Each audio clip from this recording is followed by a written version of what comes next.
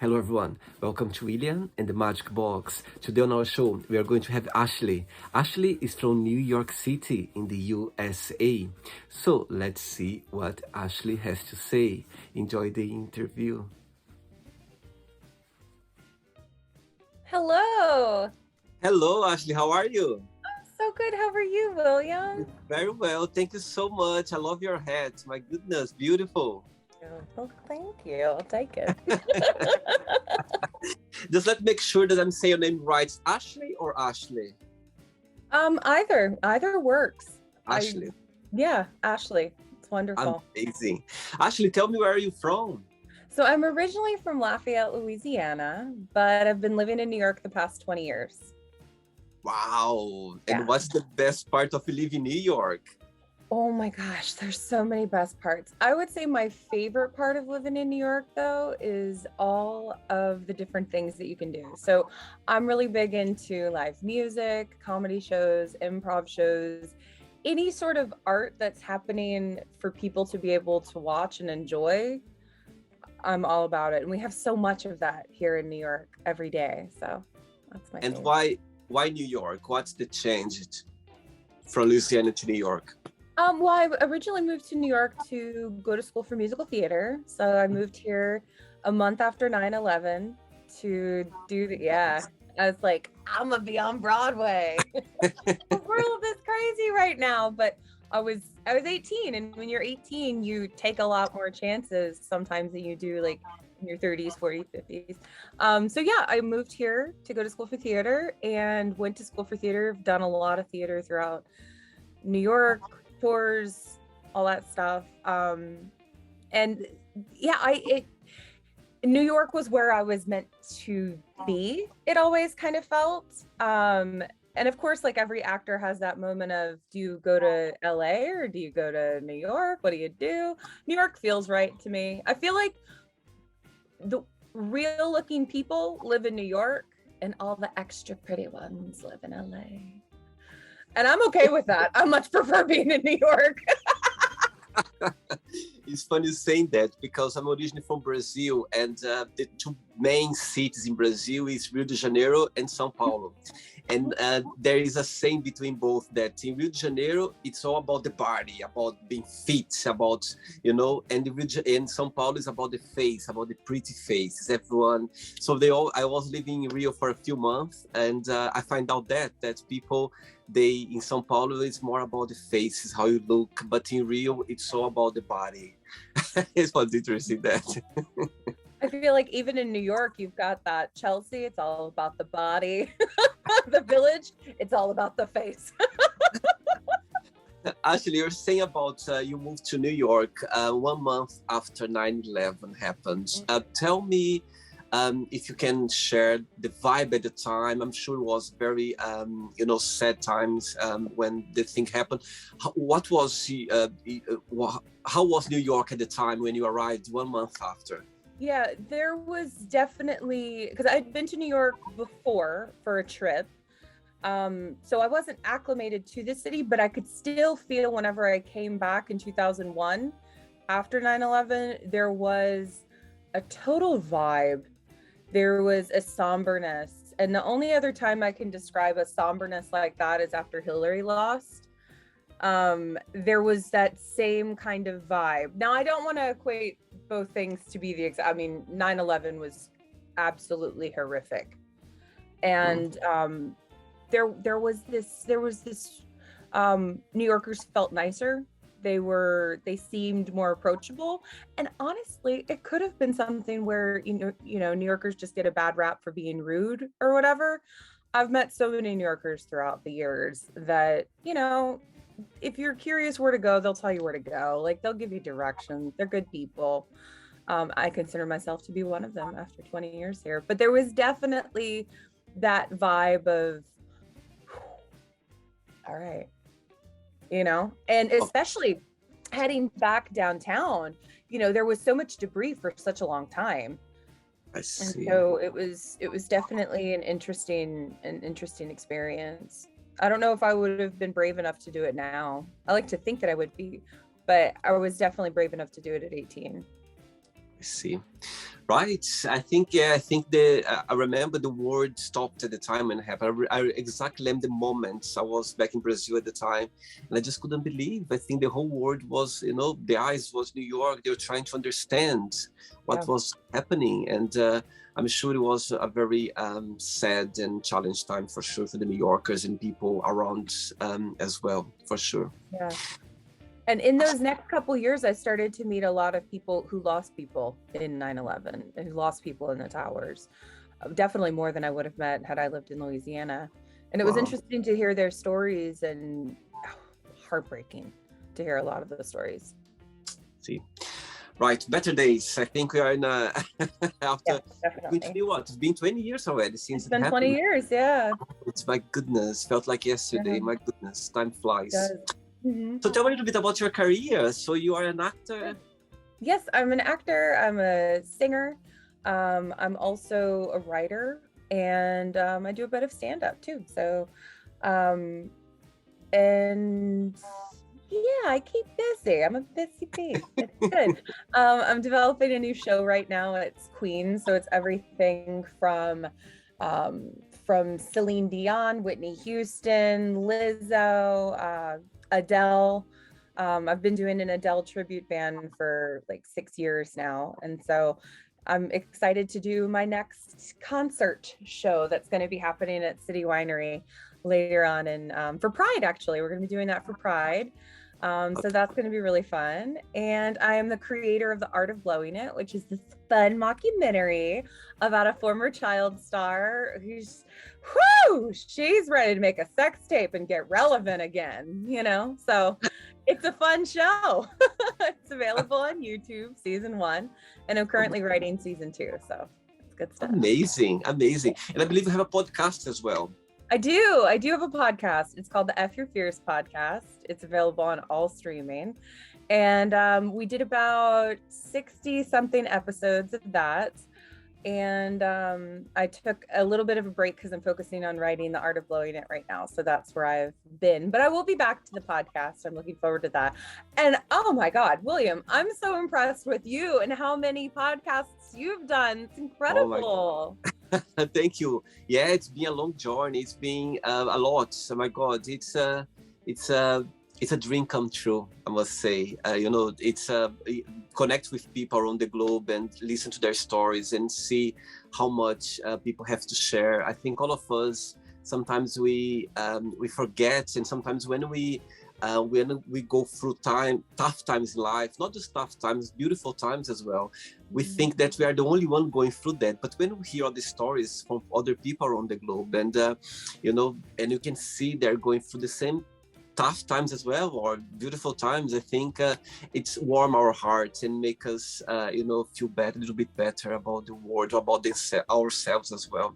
So yeah, it's been a beautiful journey, and it's fun. I feel the luckiest person in the world that I'll be able to connect with amazing people. I think it's amazing. I enjoy every second of it. You have such an incredible spirit. I'm happy to be virtually near you. Thank you. For sure. Ashley, so are you ready to go on a beautiful journey through your memories in life and to share your point of views? Yes, let's do it.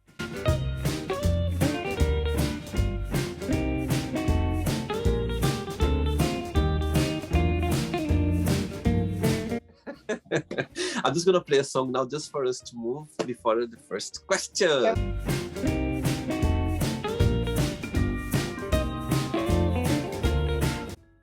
So just before we start the game, if there is a question that you don't want to talk about or don't want to answer, I always can change, okay? All very friendly.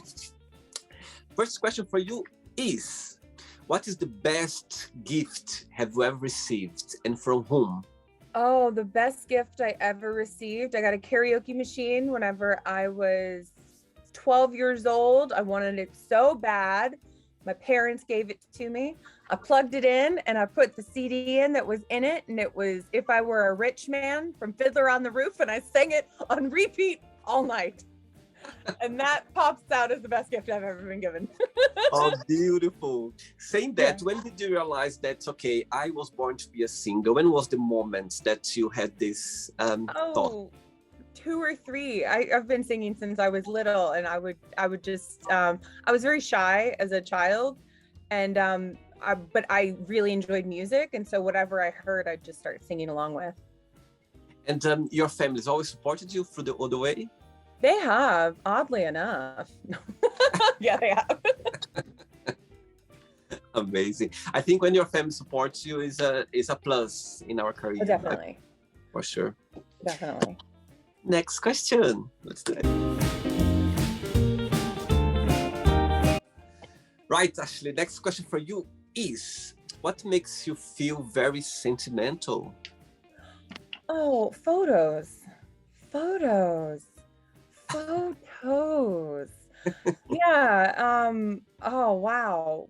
Yeah. Photos.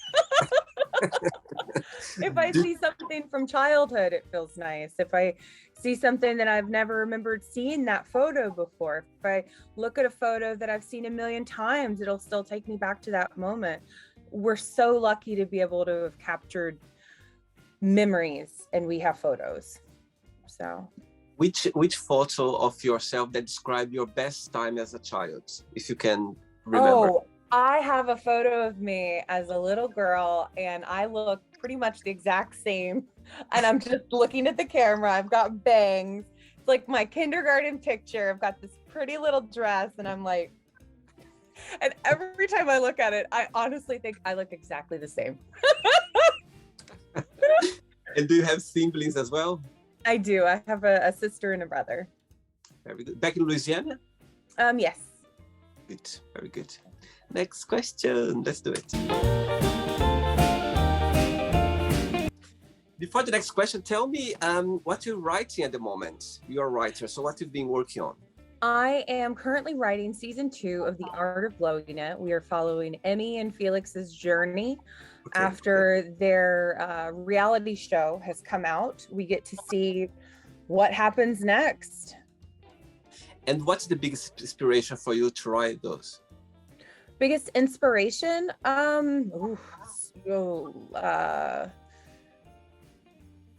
There's a couple inspirations. One of the things that really drives me is my incredible cast that I get to work with, knowing their strengths and knowing how to write for them, to where they not only get to play as actors, but they also get to develop as creatives. So yeah. Yeah. Great. Right. Next question is, what makes you laugh out loud? Oh, my friends. I also enjoy slapstick. I really enjoy slapstick comedy. I love comedy in all forms. Satire, something that's just so ridiculous, like Veep or Arrested Development or Ab Fab. I love. Yeah. So comedy makes me laugh. How generic does that sound? But yeah, I'm gonna have to go with that. I'll sound basic. Be an actress. Do you find easy to do comedy?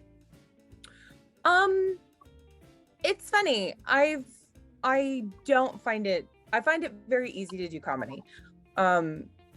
Ever since I was younger, I've always wanted, like whenever I first moved here for musical theater, I asked my teacher, I was like, hey, so can you also help me be funnier?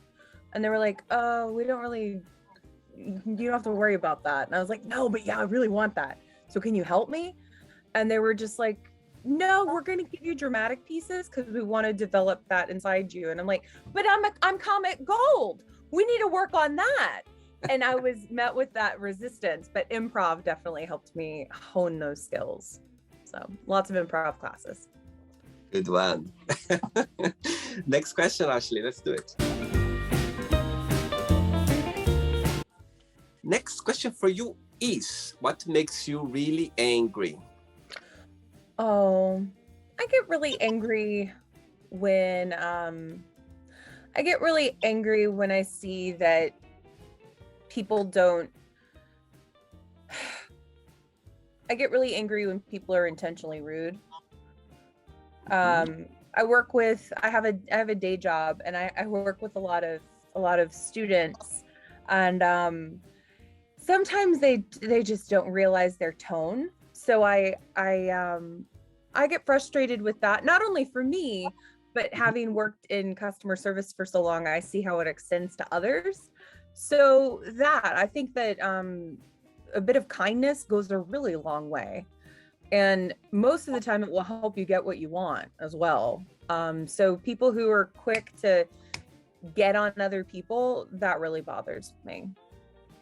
Do you think that living in New York, it's easy to find, big cities, always there are so many people, we are so busy with our lives, people are always running around. Do you find New York people, they are, let's say, very approachable overall, or you still can find some like rudeness around on your daily? There's rude people everywhere, I think. And I think that we just have more people in New York, so of course you're going to have a little bit more rude people, but overall, if you're walking down the street and you're confused, you're not sure which way Fifth Avenue is, and you bump into someone and you ask them, 99% of the time they're going to say right over there. I think New Yorkers have gotten such a bad rap throughout the years of being rude, because I think that they're just trying to get from point A to point B, and there's a lot of people who are standing there with cameras in their way. I live in London, I know. Because you're in London, right? Yes. Yeah. And when I have a guest in the show from London and we talk about London, they go like, oh my God, it's hard sometimes for you to get to work. And of course, it's normal. You see people when they are on holidays, on vacation, they just start relaxed, you know what I mean? And they forget, they just want to take their time, they are enjoying, but sometimes it's tricky for you, like having those busy days. Saying that, Ashley, what was the biggest challenge for you to start living in New York, to start your life there? Oh, I think the biggest challenge for me was to not smile at people too much and to not be so approachable and open. Because, I grew up in Lafayette, Louisiana. You went to the store, you were talking to the cashier, you were talking to whoever was shopping in the store. I've been to a lot of places in the South. I think Lafayette has the most charm of most of the places in the South. The people just have this like genuineness that I've never encountered anywhere else. It's not like that in Texas. It's not like that in Mississippi. And in a lot of Louisiana, it's not. But in New Orleans and in Lafayette, I feel like it is. So for me, when I first got here, I didn't want to get duped by someone. So I really had to, be conscious of not smiling too much, not making too much eye contact with people, just because you do that and you become a target. So it was finding that balance, because at first I was, hi, how are you doing? I'm talking to everybody. I needed to not talk to everybody. I was an 18-year-old girl with no one here. Like so I learned that very quickly. And I'll still have a conversation with someone on the subway that I don't know occasionally, but those are just those magical little New York moments. I see. Learning every day. Yeah. Next question. Next question, Ashley from New York. What's the biggest difference between you and your best friend? Oh, me and my best friend. I think the biggest difference between me and my best friend is my best friend's time management skills are better than mine. He gets so much done, like double what I get done, and I consider myself to be pretty productive. So if I could just like suck all of his ambition. And what's the biggest similarity? We're both ambitious. He's just more ambitious than I am. I love you, Josh.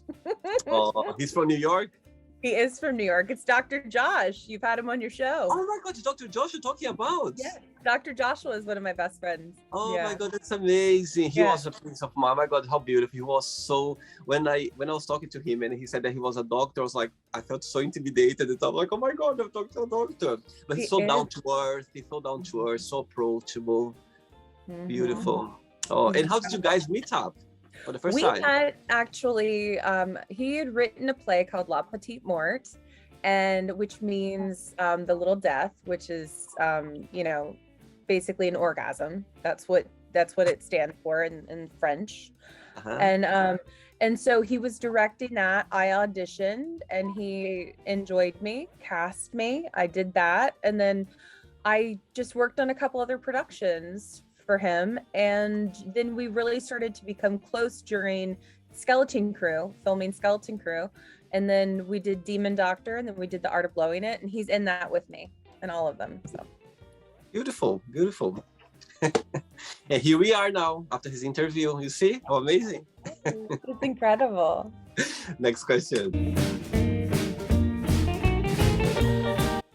Ashley, before the next question, being an artist, an actress, a singer, what's the most challenging part of your career, in your opinion?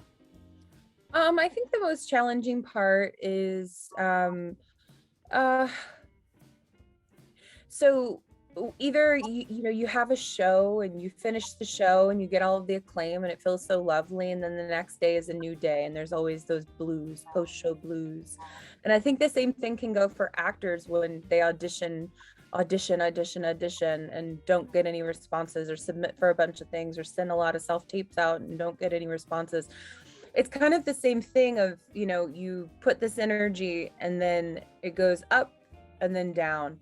I think the toughest thing is that recuperation of getting back into it and brushing it off, but also not so much brushing it off, taking it in, taking in that experience of, okay, that wasn't the right one, but this audition got me ready to where I'm ready for the next one, and just getting better and better and better by doing, the more that we do as performers, even if no one's casting us, the more that we're just creating our own work for ourselves, the more that we're doing it, the better we get. So I think that would be it for me.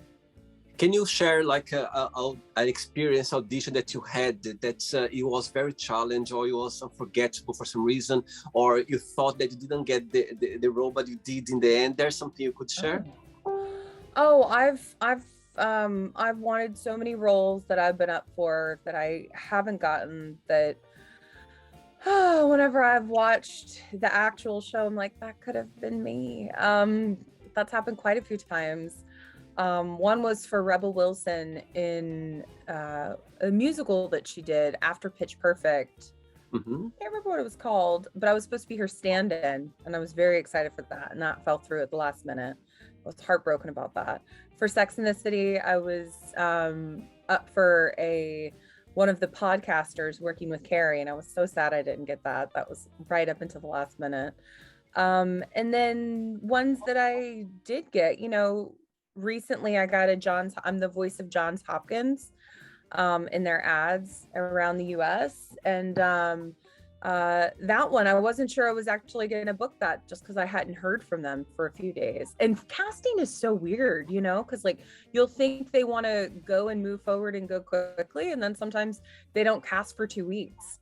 So it's kind of all over the place. I think it's just the right time, the right place, the right time, and it happens the way that it's supposed to. And I think the thing about this business is just sticking with it, but also finding things that you do enjoy for the time that you're not doing what you love, And those auditions, how do you find about them? There's on social media or newspapers. How do you come across with connect? Definitely. So for any actors out there that are looking to get into acting, or for all the vets out there, Backstage is a wonderful tool, as well as Actors Access and casting networks.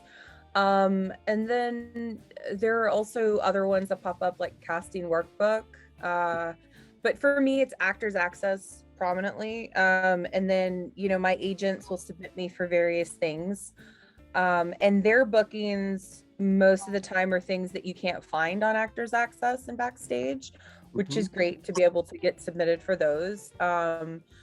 And occasionally I'll see something on social media, but for most of my bookings that I've gotten have been from Actors Access.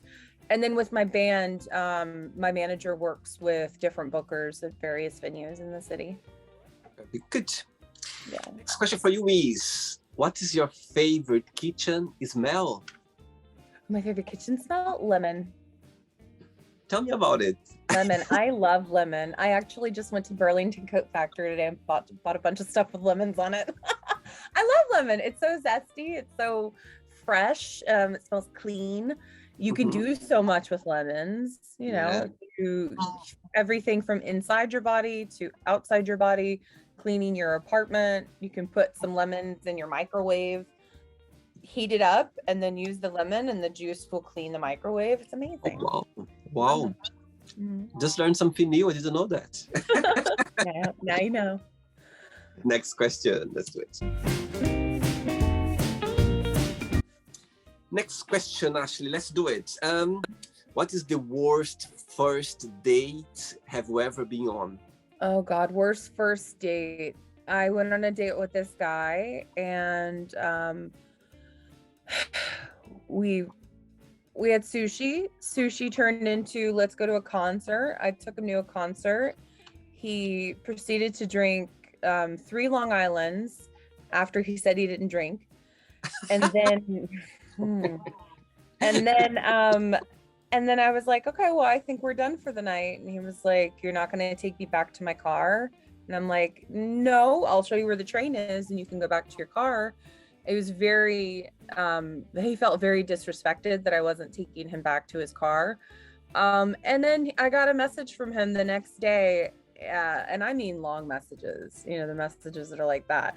And he ripped me a new hole, like just ripped. He said that I was a terrible human being. Oh my goodness. He felt sorry for me, just like pointed attacks where I kind of wanted to be like, okay, let's take all of this and put it aside. Let's talk about what's really going on with you. Because like, you're attacking someone that you went on one date with.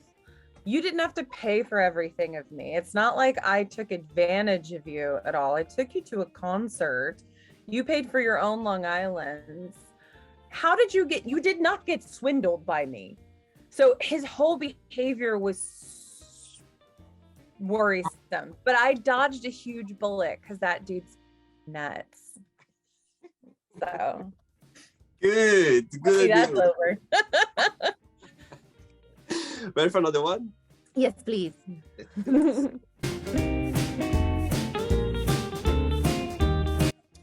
Next question is, okay. I think this one's going to be very easy for you. What did you want to be growing up? I wanted to be an astronaut. Tell me about it. Wow. Oh my God. I wanted to be an astronaut so bad, like Sally Ride. I thought she was so cool. I wanted to go up to space. Everything about it. I love looking up at the sky so much. And ever since I was a kid, I just really wanted to be in space, working on the space stations and traveling to the unknown. If you had the opportunity to go to the moon one day, would you go? I think so. It would be irresponsible for me not to. Nowadays they are creating those visits to the space. There's like fully booked already. Yeah. I don't know if would be able. if I ever had the money just sitting around to go to the moon, I guess I have to. Right? That's crazy. Absolutely. Sure. Is there a Groupon to go to the moon? Next question.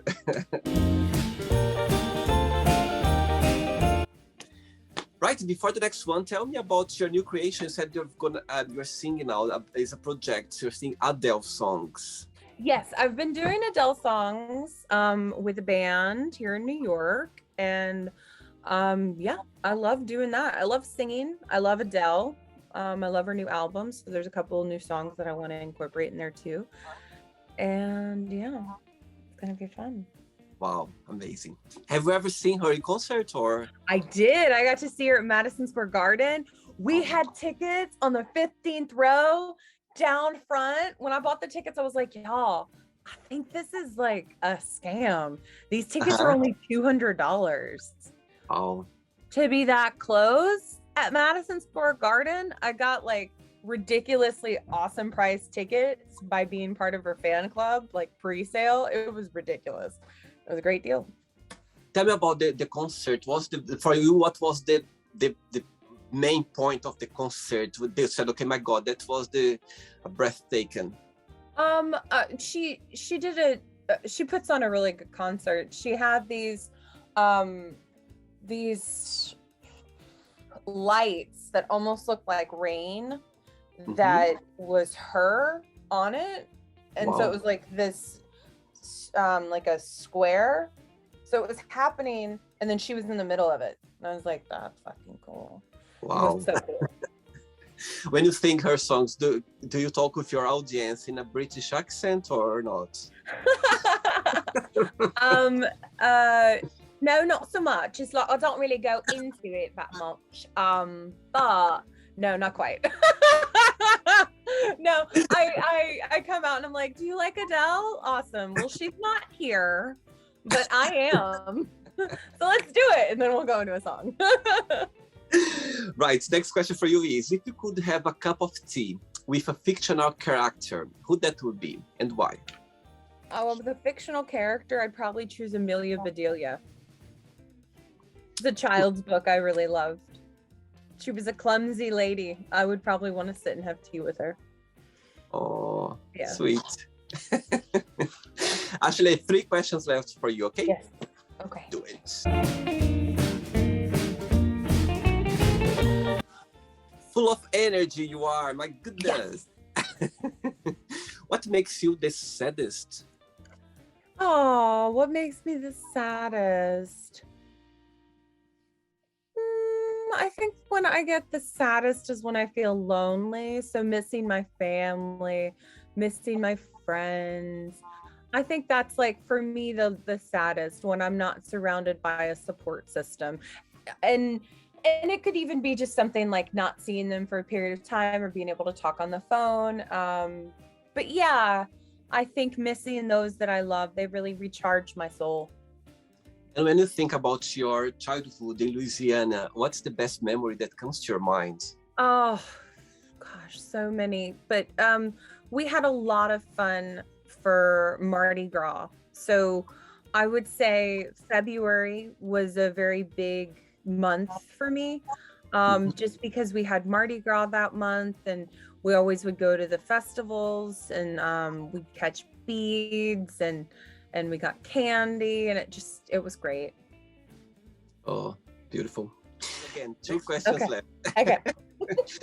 You're describing your experience, and I was just picture, you know what I mean, your childhood, because where I come from a very small place as well, and I had so like those local parties where you have, you know what I mean, you're connect with people on the neighborhood, and yeah, you're describing now, I was just like picture myself from my old times as well. I love that. And even like going to pick up like a plate lunch from church after church, and picking that up, and then going to grandma's after and hanging out with all the cousins. Like my mom's one of 9 and my dad's one of 12. So I always had a boatload of cousins. I had so many. There was always someone who was about my age that I could talk to and hang out with. And you know, it worked out well in life. I think I have good people skills. 2 questions left for you. Okay.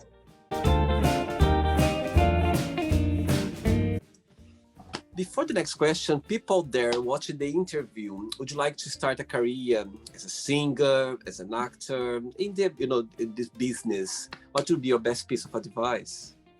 Well, my best piece of advice is have some money saved, because it all costs money. Anytime you're starting up a band, it's going to cost money. Paying your musicians costs money. You're not going to make a lot of money starting out. But as long as you invest in yourself, it will have a payoff. Create a website, get a camera. You don't even need to get a photographer, but get a camera, take a few pictures that you could use to market yourself. And then when it comes to acting, make sure you've got some good headshots. Make sure that you are consistent. If you're consistently submitting yourself for things, you're bound to get auditions. And, you know, I think it's something like for every 12 auditions you book, or for every, you know, 40 auditions you book, there's it's a high number. And I think the older that you get and the more well-known you get, it's like 1 in every 12 you book. But when starting out, you know, you may not book anything to your 50th audition, but it's about consistency and it's about the doing. So when you're starting out, you don't know. You think you do. You really do. You think you know what you're doing. But then after you've been doing it for 10 years, you really know what you're doing. And so those first like 10 years, you're just take anything that you can get, do all the no pay stuff. Don't come into it thinking that you deserve to be paid. Because yes, everyone deserves to be paid, but sometimes you got to pay the dues. And unfortunately, when it comes to art, those are always the ones where it's like, it's kind of like interning. You do free stuff because you want to work. You got to do, because if you haven't been consistently doing it, where do you expect to actually do it? And I can't stress that enough. Gather friends, do readings online, gather friends, read in a room, and just do it. Very good. Next question is, what made you laugh this week or this month? Something very funny. Something very funny that made me laugh. I think the funniest thing that made me laugh was my boyfriend, who I love so much, Dan. He's moving in and he was like, I think we're going to be really good roommates together. And I was like, roommates? What do you mean roommates? You should be thinking like, I'm so lucky I get to spend the rest of my life with you. And he's like, well, I'm thinking that too, but I just laughed so hard because he meant it in a really sweet way. And then of course me, I'm like, what do you mean? But the whole thing still makes me laugh. You're like, wait a minute, don't come too close instead to the house. Let me think about what I just said now. This statement. Let me double check. What you just said before you just put your luggage in, you know? Yes. Definitely. Oh, sweet. Your eyes are shining. Talk about him. I love him so much. Last question. Let's do, Ashley. But before the last question, I don't know if you could just sing a line or two lines of one of your Adele song that you play in your... Sure. She ain't real. She ain't gonna be able to love you like I will. She is a stranger. You and I have history, oh, don't you remember? Sure, she's got it all, boy. But baby, is that really what you want? Beautiful. Thank you very much. Thank you. Last question for you is, who is your biggest hero? My dad and my mom, I think. They're people. They're not perfect. They're human beings who were growing the same time I was growing. They tried their best, and in a lot of ways, they made really big successes. So my parents have been big role models for me, really big heroes for me. We don't agree on all things. Of course. But they've done well. Amazing. It's not the end yet. Let's play now the word association game, okay? I'm going to give away some words. Just tell me the first word that comes to your mind. Quick thinking. Okay.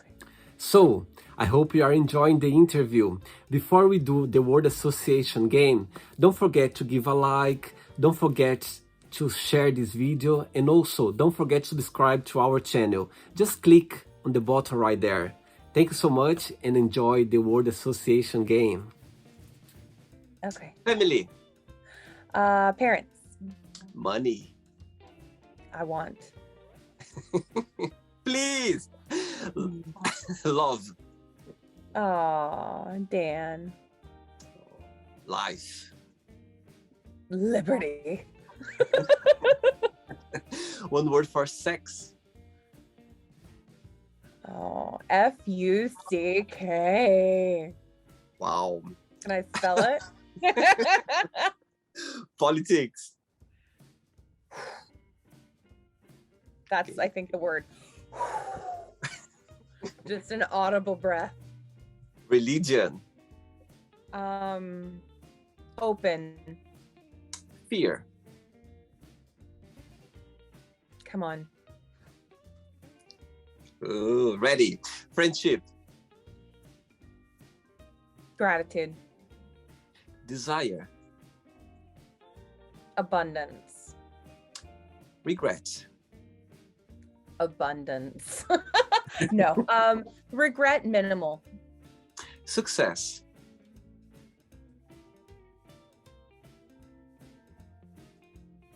Please. Wish.